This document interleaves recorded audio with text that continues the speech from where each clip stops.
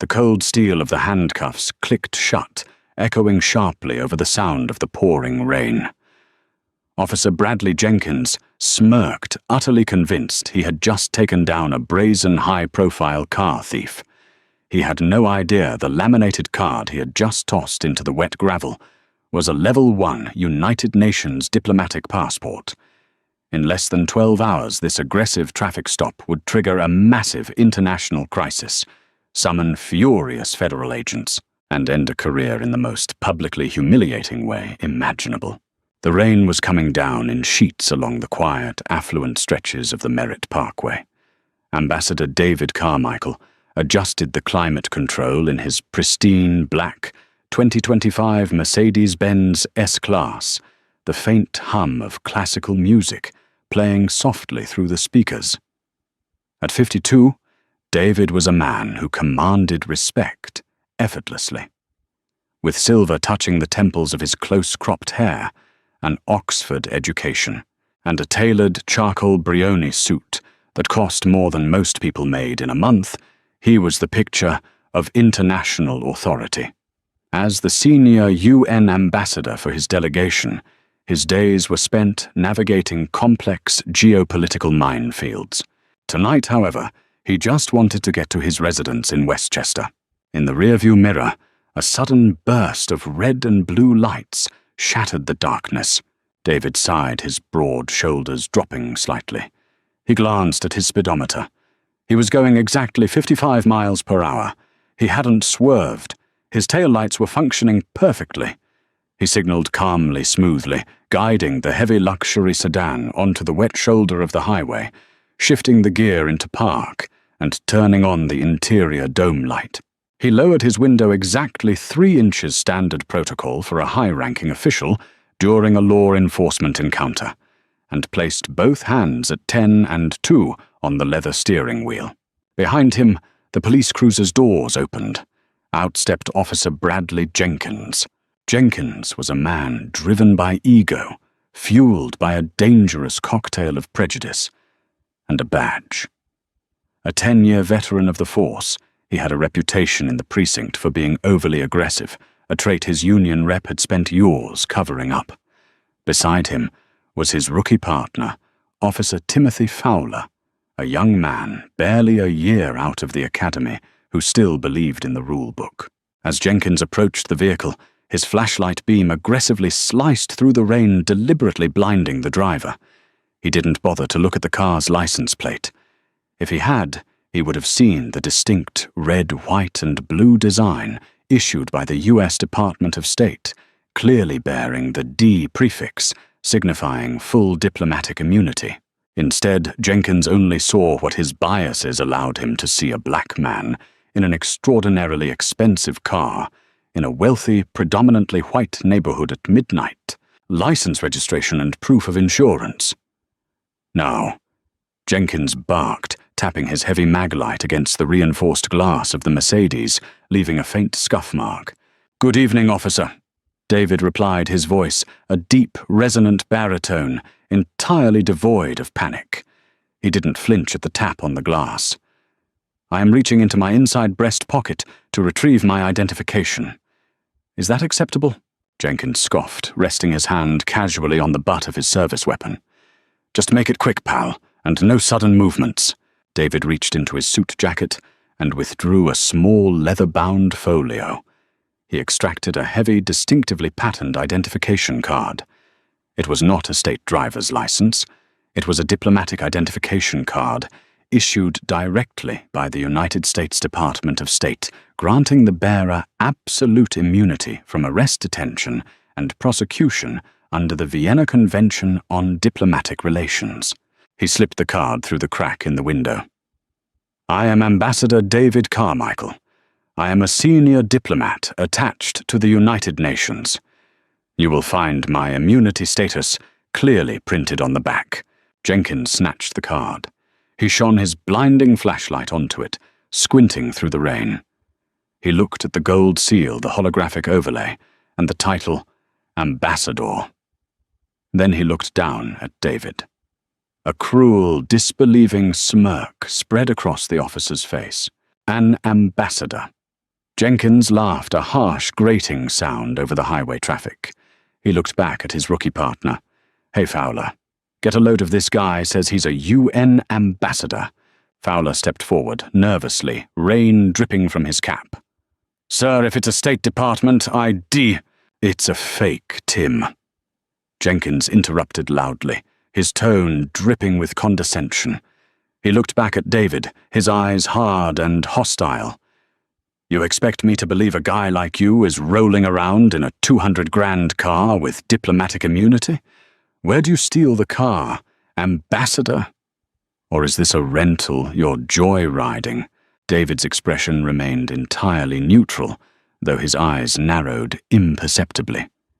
He had dealt with warlords, dictators, and hostile foreign intelligence officers.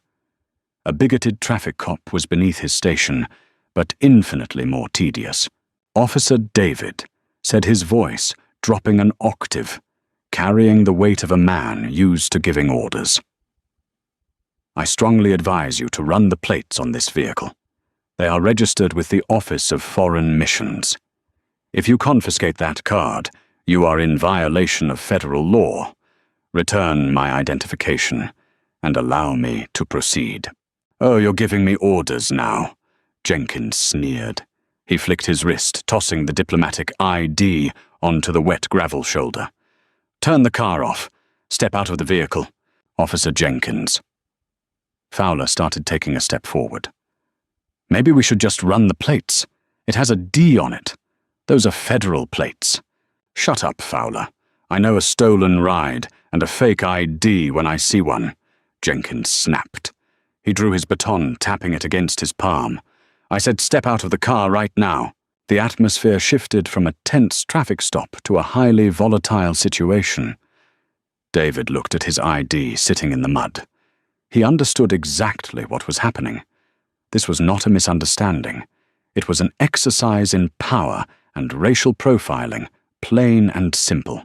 "I am officially informing you," David said, clearly ensuring the officer's body camera captured every word, "that I am invoking my diplomatic immunity under Article 29 of the Vienna Convention. I cannot be arrested or detained. If you lay hands on me, you will be creating a federal incident." "Article 29, ha!" Jenkins mocked.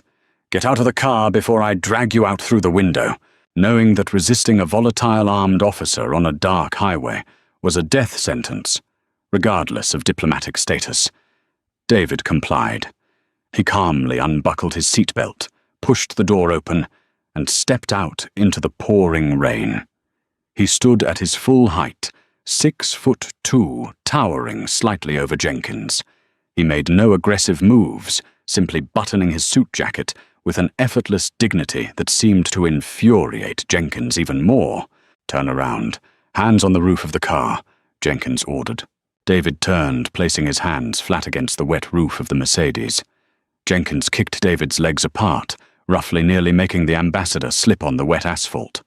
The officer patted him down with unnecessary force, finding nothing but a sleek smartphone and a Mont Blanc pen. "Nothing on him," Jenkins muttered, sounding almost disappointed. He grabbed David's wrists, yanking them behind his back with enough force to strain the rotator cuffs. "You are making a profound, career-ending mistake," David stated evenly, as the cold metal of the handcuffs bit into his wrists. The ratchets clicked tightly, cutting off the circulation to his hands.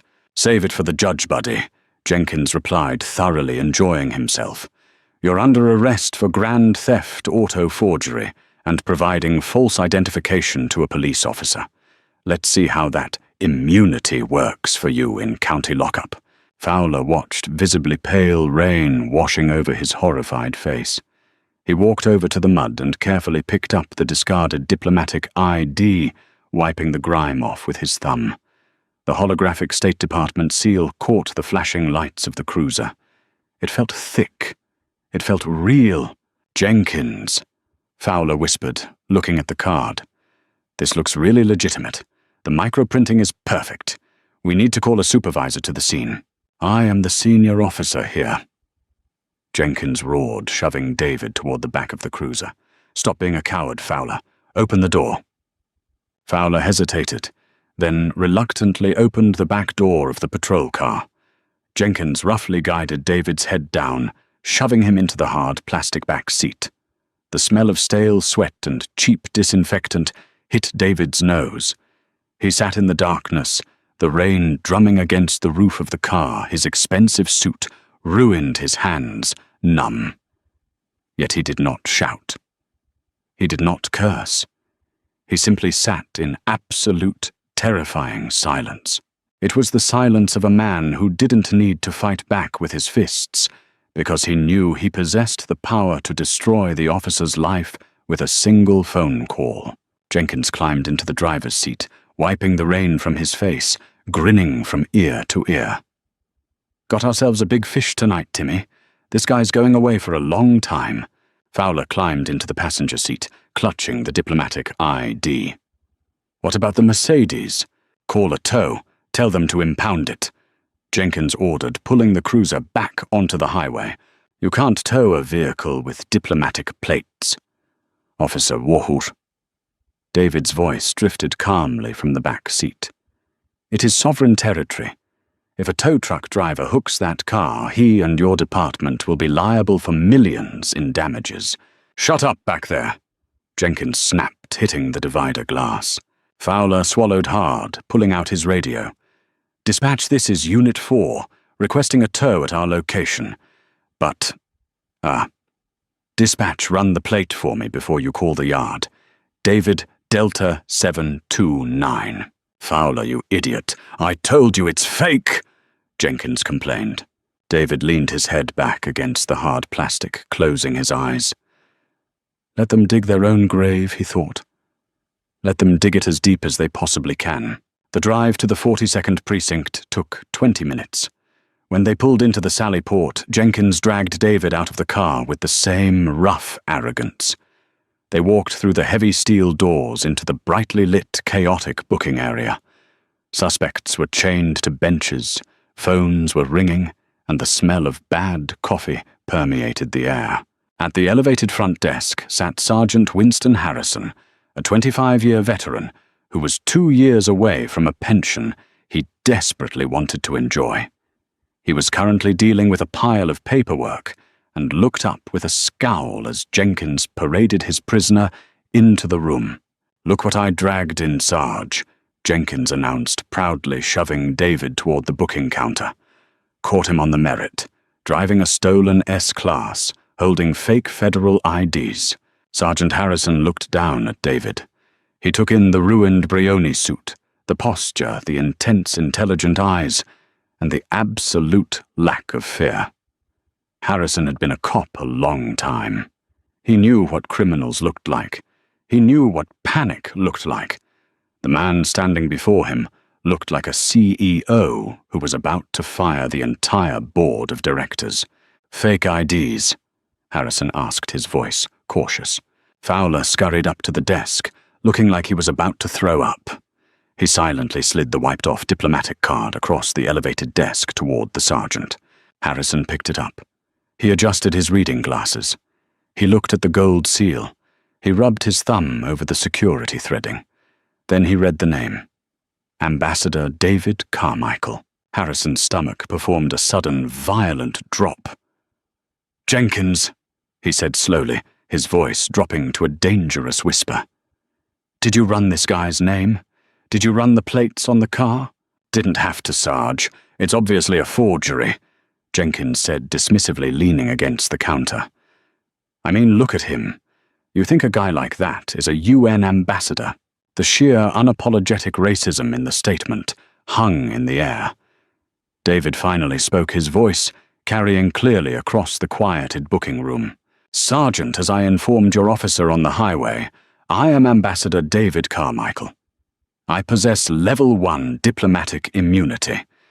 I have been unlawfully detained, assaulted, and falsely arrested.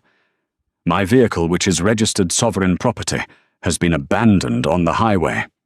I demand that you remove these handcuffs immediately, and I want my phone, Jenkins scoffed. Don't listen to his bull, Sarge. Throw him in holding. Sergeant Harrison ignored Jenkins. He turned to his computer terminal and rapidly typed in the ID number from the card into the federal database. The system paused for a second. Then the screen flashed with a bright, unmistakable red banner. Warning. Department of State. Critical alert. Full immunity. Subject David Carmichael. Senior Ambassador, United Nations. Do not detain. Do not arrest. Contact. U.S. Dept of State. Immediately. Harrison stopped breathing. He stared at the screen, the reflection of the red banner glowing in his glasses. His eyes slowly moved from the monitor to Jenkins, who was still grinning oblivious to the nuclear bomb he had just dropped on the precinct. Jenkins. Harrison's voice trembled. Where is his car? Waiting for the tow, Jenkins said. Call it off, Harrison barked, suddenly leaping out of his chair. Call the damn tow truck off right now. Sarge, what's the big deal? The big deal, you absolute moron, is that you just arrested a sitting United Nations ambassador. Harrison roared, his voice echoing off the cinder-block walls. Every cop and criminal in the room froze. Get those cuffs off him. Now. Jenkins blinked, his smug expression finally faltering. Sarge, it's a fake. It is real. Harrison slammed his fist on the desk. He's flagged by the State Department. You violated federal law. Just then, the door to the precinct captain's office swung open. Captain Robert Stanfield, a hard-nosed commander with a zero-tolerance policy for incompetence, stormed out, holding a ringing desk phone in his hand. He looked frantic. Harrison, Captain Stanfield yelled. I just got a call from the director of the FBI's New York field office. The State Department just notified them that a distress beacon was activated in a diplomatic vehicle registered to an Ambassador Carmichael. David smiled softly. The Mercedes had an automatic tamper alert that triggered the moment a tow truck tried to move it without the key fob present. Stanfield's eyes scanned the room, landing on the tall, impeccably dressed black man, handcuffed at the booking desk, surrounded by his officers. The blood drained from the captain's face so fast, he looked like a ghost. Oh my God, Stanfield breathed. He dropped the phone. It dangled by its cord the voice of an angry federal agent, still buzzing from the receiver. Stanfield sprinted down the stairs. Who did this? Who cuffed him? Jenkins took a step back, the reality of the situation finally piercing his thick skull. Captain I. He matched the description of a... Shut your mouth, Stanfield bellowed. He shoved Jenkins aside and pulled a set of keys from his belt, stepping behind David. His hands were shaking as he fumbled with the locks. Ambassador Carmichael Phi, I cannot express how deeply sorry I am for this catastrophic error. The cuffs clicked open. David rubbed his bruised wrists, slowly bringing his hands to the front. He adjusted his cuffs, his eyes completely devoid of mercy, as he looked at the terrified precinct captain, and then at Jenkins, who was now sweating profusely. Save your apologies, Captain, David said, his voice cold as ice. Your officer didn't make an error. He made a choice. And now I am going to make mine. I want my phone. I am calling the Secretary of State. Captain Robert Stanfield's office was not designed to host international dignitaries. It was a cramped, utilitarian space, smelling faintly of stale cigar smoke and floor wax, with walls adorned by faded commendations and local sports memorabilia. Tonight, however, it served as the improvised command center for an escalating geopolitical nightmare. Ambassador David Carmichael sat behind the captain's own heavy oak desk, having silently claimed the seat of authority the moment he walked into the room.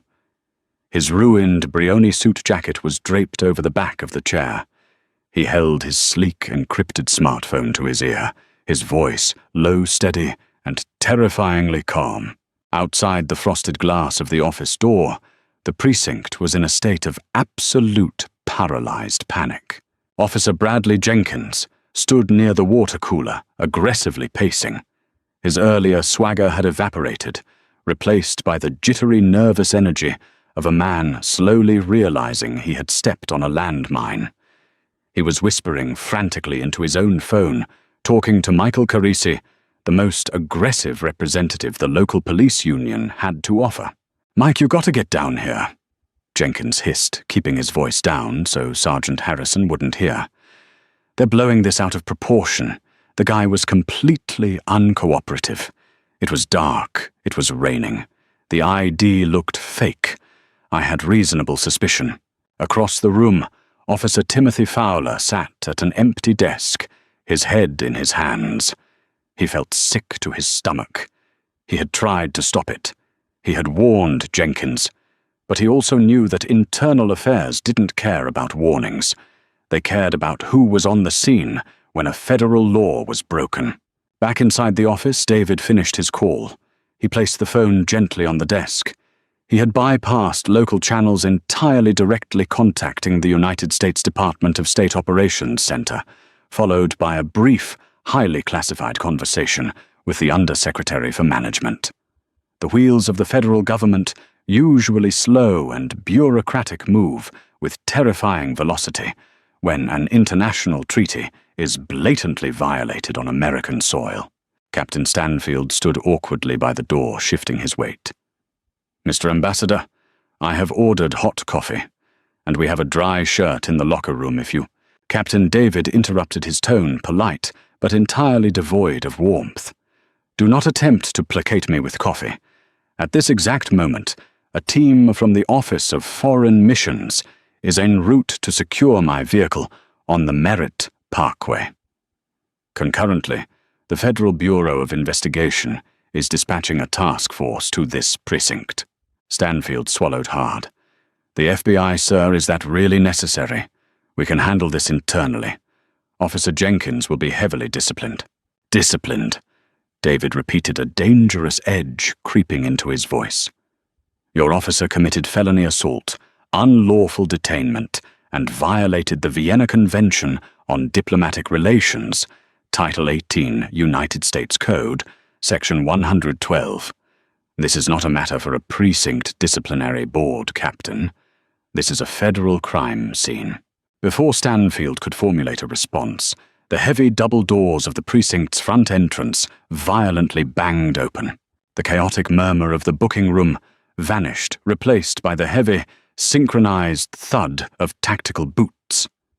6 men and women wearing dark suits and windbreakers, emblazoned with the bright yellow letters FBI, strode into the room. They moved with absolute, uncompromising authority, parting the sea of local cops like Moses at the Red Sea. Leading the pack was Special Agent in Charge, SAC, Jonathan Pierce, a tall, severe-looking man with salt-and-pepper hair and eyes that missed absolutely nothing.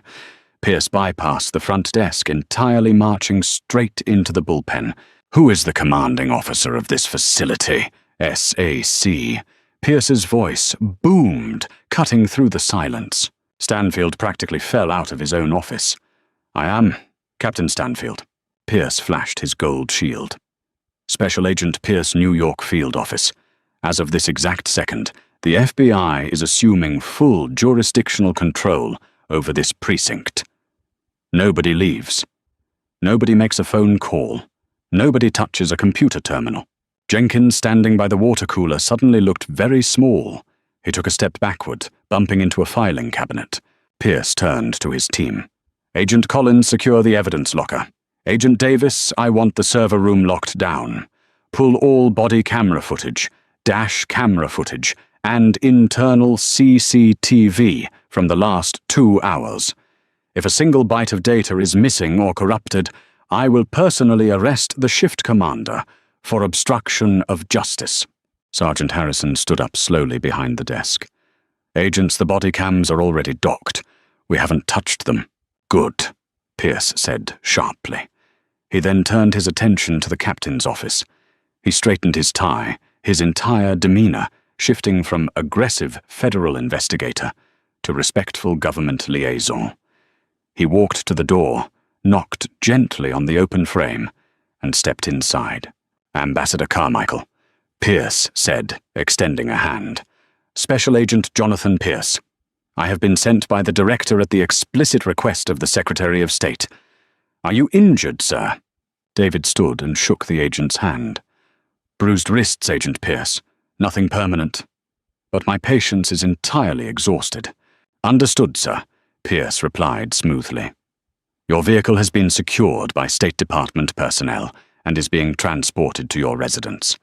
A federal driver is waiting outside to take you home whenever you are ready. We have the situation here completely contained. I am not leaving yet, David said, stepping out from behind the desk. He walked into the bullpen. The room was dead silent. Every local officer was frozen, watching the UN diplomat, who had just summoned the wrath of the federal government, down upon their heads. David's eyes scanned the room until they locked onto Officer Jenkins. Jenkins tried to hold the gaze, trying to project the tough cop persona he had relied on for a decade, but under the crushing weight of federal scrutiny and David's unyielding stare, he looked away. Agent Pierce, David said, his voice carrying clearly to every corner of the room. That is the man who assaulted me. He ignored my federally issued credentials, mocked my position, and detained me without cause. Pierce turned his severe gaze upon Jenkins. Name and badge number? Officer Bradley Jenkins. He mumbled, his throat dry. Badge 8842. Officer Jenkins. Pierce said, his tone chillingly bureaucratic. You are hereby ordered to surrender your service weapon, your taser, and your radio. You are being stripped of your police powers, pending a joint federal and internal investigation into civil rights violations and the unlawful detention of a foreign diplomat. You can't do that, Jenkins suddenly shouted, panic finally overriding his common sense. I'm Union. You can't just strip my powers without my rep present. He was driving a suspicious vehicle. I had the right to investigate. You had the right to run the federally registered diplomatic license plate, Pierce countered, stepping into Jenkins' personal space. A plate that was prominently displayed. Instead, you chose to escalate. Hand over your weapon. Now, Jenkins's hands shook violently as he unclipped his gun belt, placing it on the nearest desk. The heavy thud of the loaded Glock hitting the wood sounded like a gavel falling. Mr. Ambassador, Pierce said, turning back to David. We will need a formal statement, but we can do that tomorrow at your convenience at a location of your choosing. Tomorrow morning, 9 a.m. David stated, adjusting his cuffs. But I will not be doing it at my residence. I will be doing it at City Hall, and I expect the mayor and the police commissioner to be present. David walked slowly toward the exit.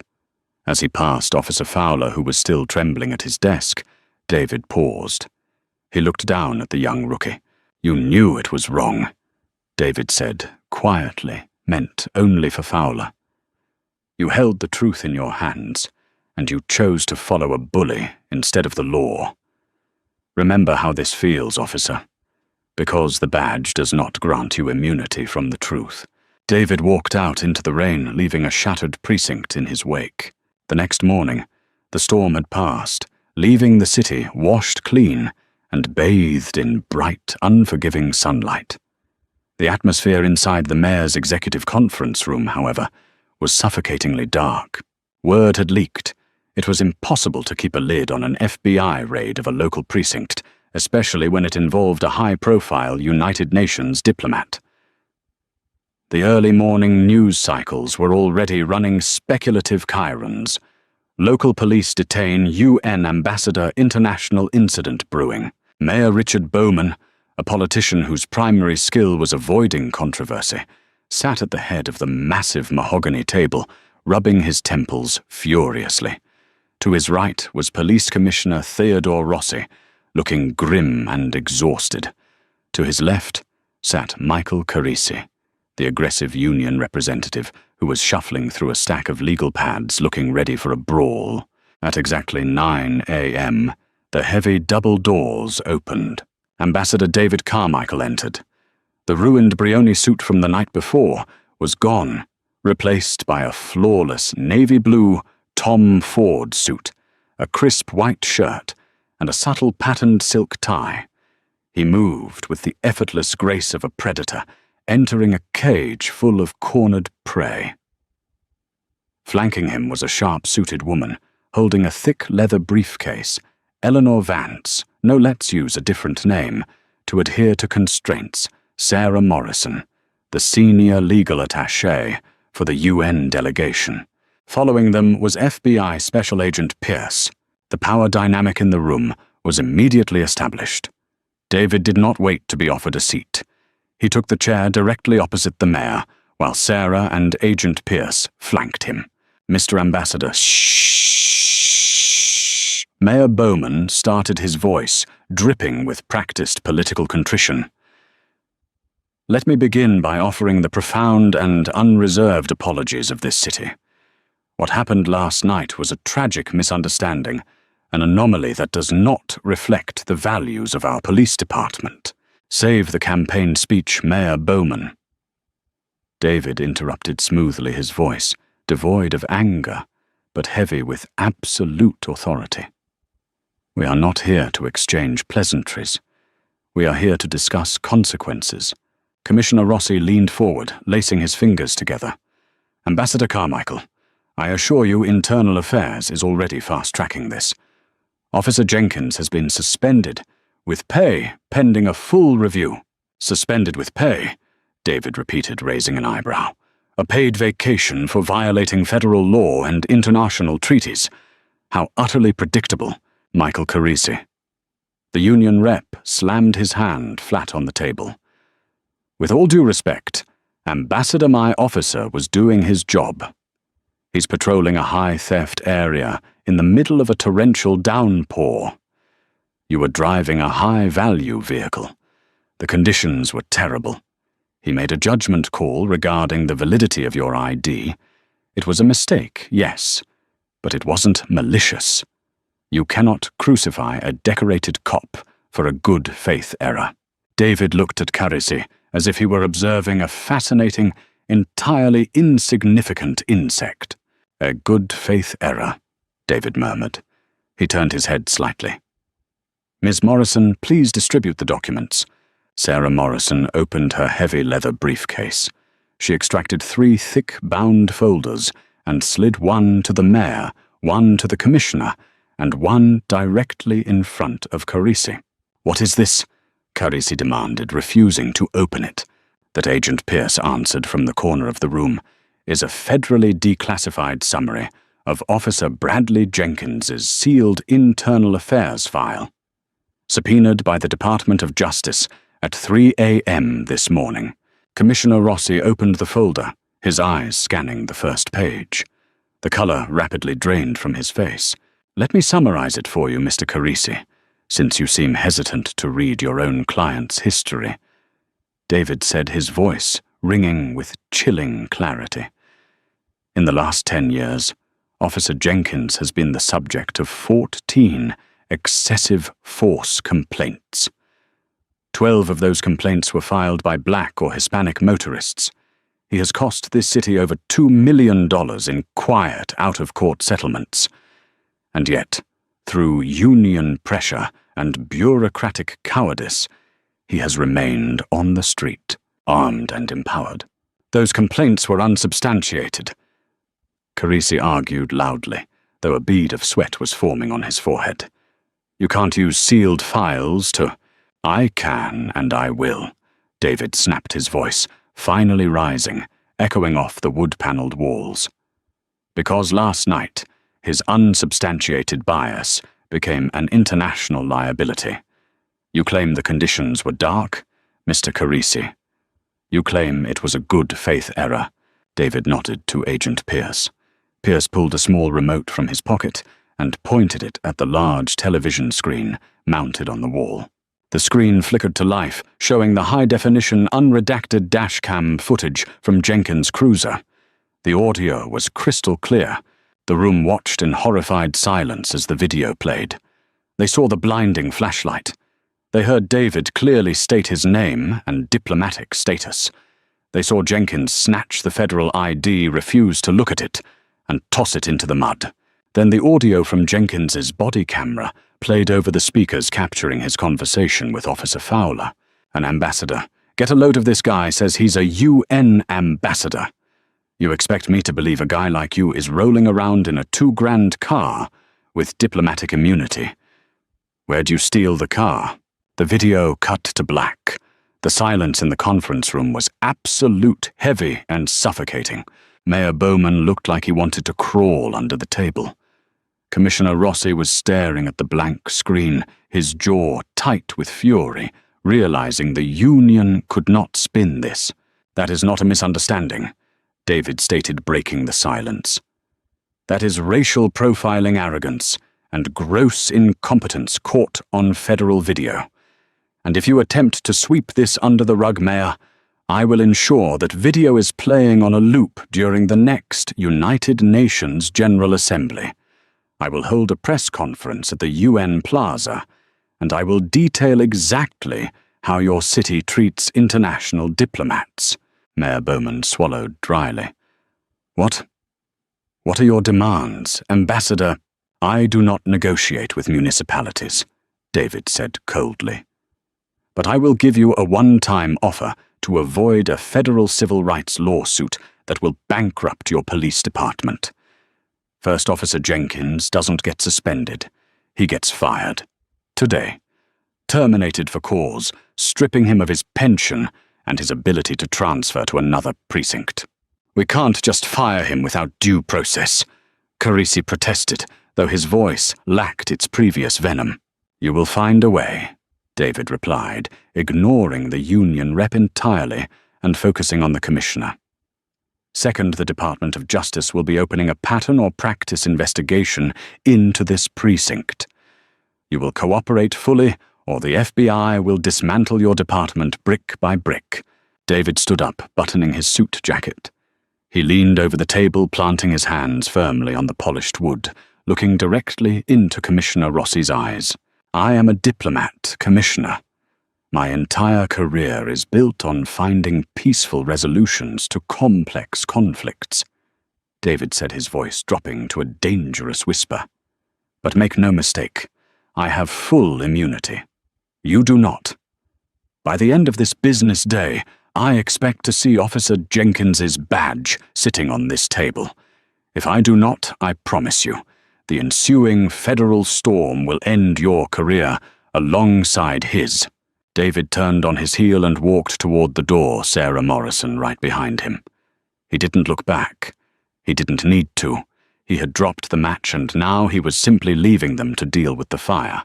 The oppressive silence inside the offices of the Patrolmen's Benevolent Association felt heavier than the humidity choking the city outside. Officer Bradley Jenkins sat aggressively in a cracked leather chair, his leg bouncing with a nervous, frantic energy. He had spent the last 4 hours pacing this exact room, waiting for Michael Carisi to return from the mayor's office. Jenkins had convinced himself that this was just another bump in the road.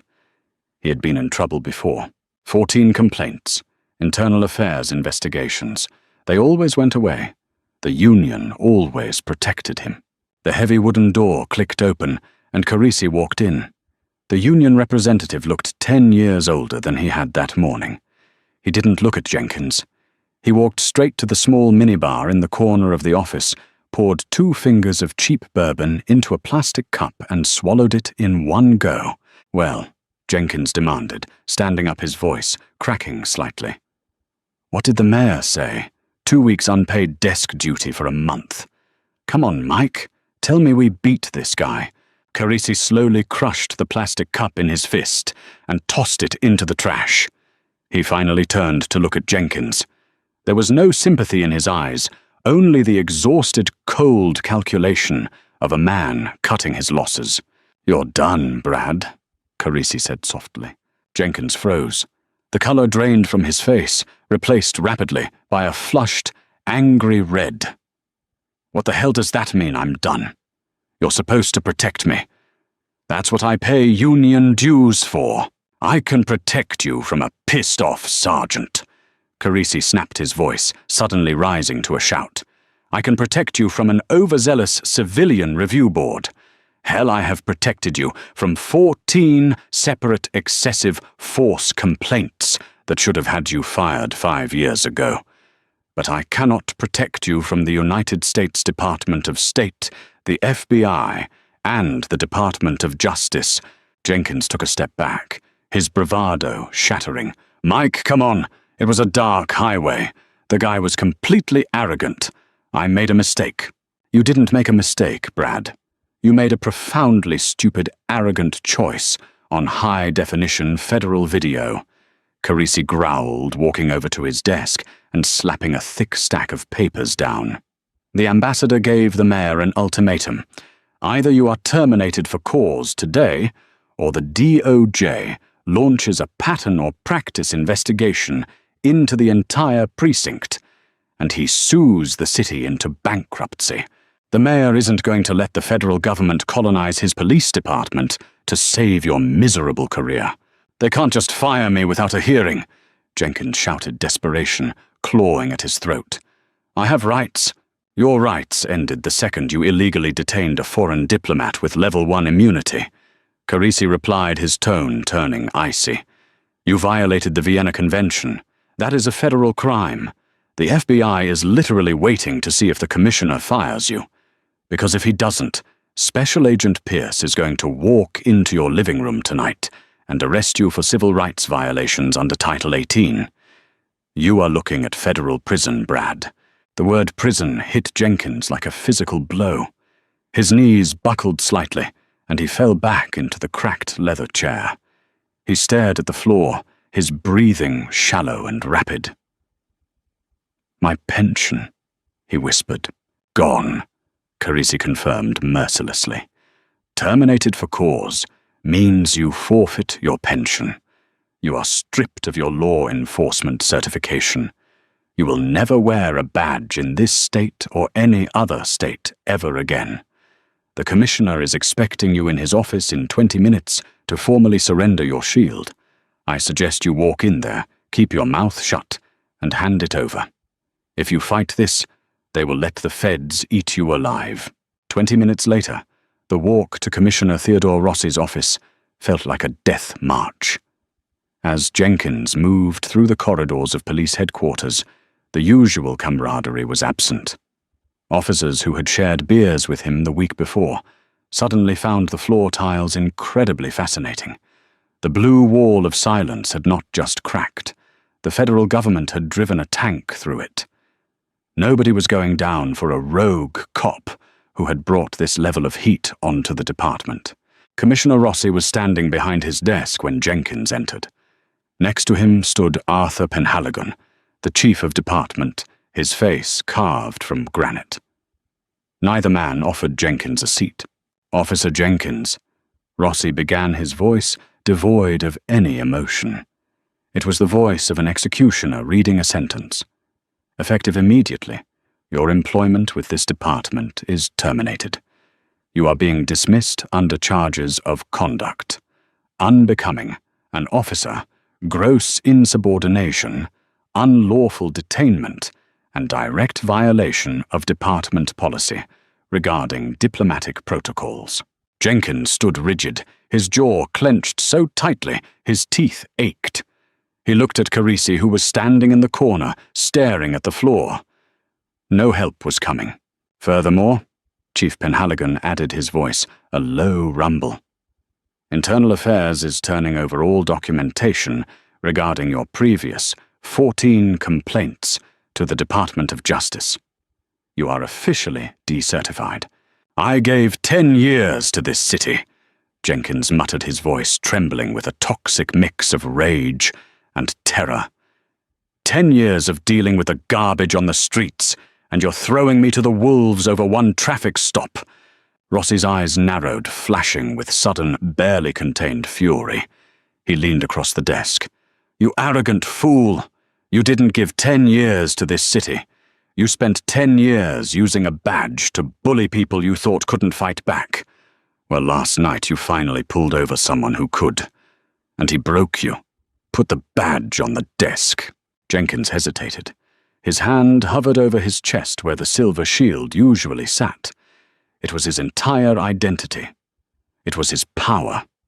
Without it, he was just an unemployed, disgraced civilian facing a potential federal indictment.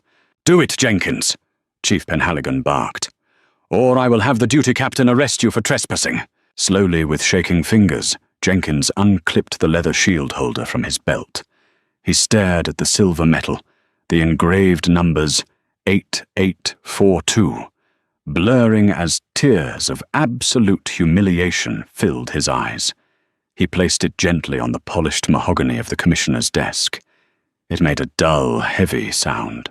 "Your identification cards, your building access pass, and your transit card," Rossi demanded. Jenkins emptied his pockets, placing the plastic cards next to the badge. "You are no longer a police officer," Rossi said, straightening his posture. "You have 10 minutes to clean out your locker. A supervisor will escort you to the perimeter of the building. If you ever set foot on department property again, you will be arrested. Get out of my sight." Jenkins turned and walked out of the office.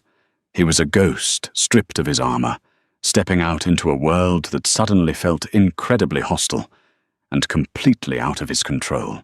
While Jenkins was suffering the total annihilation of his career, Officer Timothy Fowler was sitting in a sterile, windowless interview room at the FBI field office in Lower Manhattan. The young rookie had not slept. His uniform was rumpled, and a paper cup of cold coffee sat untouched in front of him. Across the metal table sat Special Agent Jonathan Pierce. A digital audio recorder was placed exactly in the center of the table, its red light blinking rhythmically. "Officer Fowler," Pierce said, smoothly leaning back in his chair. "I want to be perfectly clear about your position here. You are currently considered a witness, not a subject of a federal civil rights investigation. However, that status is entirely dependent on your complete and unvarnished honesty." Fowler swallowed dryly. He looked at the blinking red light. He knew what he was doing. Testifying against a senior officer, even a disgraced fired one, was the ultimate taboo in police culture. But Fowler also remembered the terrifying calm in Ambassador Carmichael's eyes. He remembered the feeling of holding that legitimate diplomatic ID in his hands and choosing to stay silent while his partner committed a felony. The badge does not grant you immunity from the truth. The ambassador's words echoed in his mind, sharp and unforgiving. "I'll tell you everything." Fowler said, his voice quiet but surprisingly steady. "I warned him. I told Officer Jenkins that the ID felt real, that the plates had a D prefix. I asked him to call a supervisor to the scene." "And how did Officer Jenkins respond?" Pierce asked, writing a quick note on a legal pad. "He told me to shut up."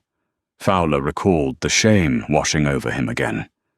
He said he knew a stolen ride and a fake AD when he saw one. He didn't care about the protocols. He just saw a black man in a Mercedes and made up his mind. Pierce nodded slowly. "Did he use excessive force?" "Yes, sir. He kicked the ambassador's legs out, shoved him against the vehicle and cuffed him overly tight. The ambassador wasn't resisting. He was perfectly calm. He even cited the Vienna Convention to us." Fowler looked down at his trembling hands. "I should have stopped him. I should have physically intervened. You were a rookie on a dark highway with an unstable, aggressive senior partner." Pierce said, his tone softening just a fraction. "You made a mistake by not acting, Fowler. But you are making the right choice now. Your testimony is the final nail in the coffin for Jenkins, and it's going to help us clean house at the 42nd Precinct." Fowler looked up, confused. Clean house? Ambassador Carmichael's ultimatum wasn't just about Jenkins. Pierce explained, a slight grim smile touching his lips. Firing Jenkins stopped the ambassador from suing the city, but it didn't stop the Department of Justice from looking into the precinct. Your statement today gives us the probable cause we need to open the sealed files of 4 other officers in your command who share Jenkins's disciplinary patterns. The blue wall is coming down, kid. Fowler exhaled a long, shaky breath. He felt a strange mixture of terror and immense relief. He might be an outcast in the locker room, but for the first time since he put on the uniform, he felt like he was actually protecting and serving. Miles away, high above the chaotic streets of Manhattan, the air was cool and serene inside the United Nations headquarters. Ambassador David Carmichael sat in his expansive corner office, the floor-to-ceiling windows offering a panoramic, uninterrupted view of the East River and the city skyline. He was back in his element. He wore a flawless, double-breasted grey suit, a fresh cup of Earl Grey tea steaming gently on his expansive glass desk. His bruised wrists still ached slightly, a lingering physical reminder of the gravel shoulder of the Merritt Parkway. But his mind was entirely focused on the future. The heavy oak door to his office opened quietly, and Sarah Morrison, his senior legal attaché, walked in. She carried a single slim manila folder. "Good afternoon, Ambassador." Sarah said, her tone professional, though a hint of satisfaction played at the corners of her mouth. "Good afternoon, Sarah," David replied, turning his chair away from the window to face her. "Do we have confirmation?" "We do," Sarah said, stepping forward and laying the folder on his desk. She opened it, revealing a single official document bearing the seal of the City Police Department. Signed by Commissioner Rossi at 1:45 p.m., Officer Bradley Jenkins has been officially terminated for cause. His pension is revoked, his state certification is cancelled, and his badge has been surrendered. David looked at the document. He didn't smile. He didn't gloat. He simply read the official language of a bully's downfall. Furthermore, Sarah continued tapping a second piece of paper in the file. Special Agent Pierce sent a secure memo. The DOJ has officially launched a systemic review of the 42nd Precinct. Officer Fowler is cooperating fully. Several other officers with histories of racial profiling and excessive force are being benched pending federal interviews. David leaned back, steepling his fingers beneath his chin. "A necessary purge. Power without accountability is a rot, Sarah. It spreads until you cut it out entirely." "You certainly wielded your immunity like a scalpel, sir," Sarah noted, closing the folder. "The mayor's office is terrified. They sent over a massive floral arrangement this morning. I had security scan it and send it to a local hospital." "Good," David murmured. He stood up and walked back to the massive window, looking down at the tiny cars crawling along the FDR drive. He thought about Jenkins, a man who had felt so colossal, so terrifyingly powerful in the dark, pouring rain. In the light of day, against the vast, unrelenting machinery of international law, he was nothing. Immunity, David said softly, speaking almost to himself, is a shield meant to protect diplomacy from tyranny. It is not a weapon. But occasionally, when you are confronted by a tyrant, even a small, petty one wearing a tin badge, you must remind them that true power does not come from a gun. It comes from the law. He turned back to Sarah, his expression resolute. The matter was closed. The rot had been excised. "Draft a brief message to the Secretary of State," David instructed, his voice returning to its normal commanding cadence. "Inform him that the situation regarding my detainment has been resolved to my complete satisfaction. No further federal action on my behalf is required." "Right away, Ambassador," Sarah said, turning toward the door. She paused, looking back over her shoulder. "It's a good day for justices, sir." "Justice is rarely swift, Sarah," David replied, taking a sip of his tea. "But when it finally arrives, it should be absolute." He looked back out over the city. The rain had completely washed away the grime of the previous night, leaving the skyline sharp, clear, and unyielding. The ambassador went back to work his dignity. Intact, his authority absolute, and his world righted once more. If you felt the absolute justice in this story, make sure you hit that like button right now. Ambassador Carmichael proved that true power doesn't need to shout, and watching a corrupt bully face the ultimate consequences is a satisfaction we all crave.